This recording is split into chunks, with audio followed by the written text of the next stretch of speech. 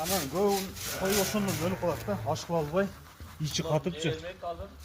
Пауза алып турат. Сосын эми идиш болсо, кеңирээк, чоңураак идишке салып алып туруп, ошол жактан даяр алса болот. Менде азыр андай жок. Ошол мону куюп алып туруп, оңой.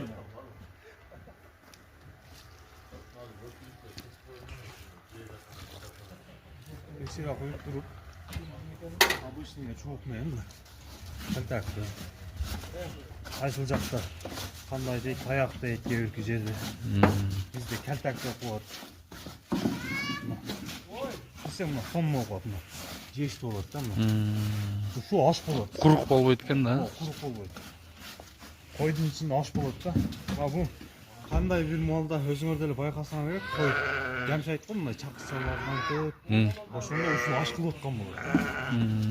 Жок адам курук берип коет. Анан кийин майды ичирип, койду кыйнай берет. Аркасынан май ичиришет, куму.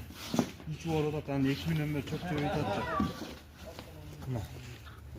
Пауза кылып турат, астына чыгарганда. Өздөрүнө. Бир кайерден жетти. Ката койлар.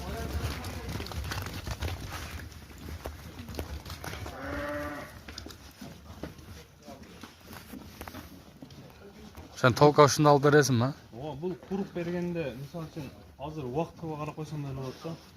10 мүнөттүн ичине эле жеп коет. Мондай десең, узакка чейин жейт да. Ошон үчүн мындай кабылап эле. И еще менде азыр туз жок болуп калды. Туздан бир кокустан себелеп койсоң, койдун несі аш кылып салганда, мой семиргенде дагычы өтө семирет. Мына акыркы 70 күндө семиткеним да, мына. Дың болуп калды го. Башым дың. 70 күн.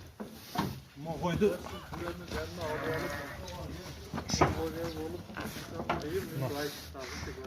күндө ушу койдум мына. Ушундай даражага алып келдим да. 4 тиш кой. 4 тишин таттым. 4 тиш. Мына семиздик. Бул азыр 120 кг жөн эле чыгат да. Толка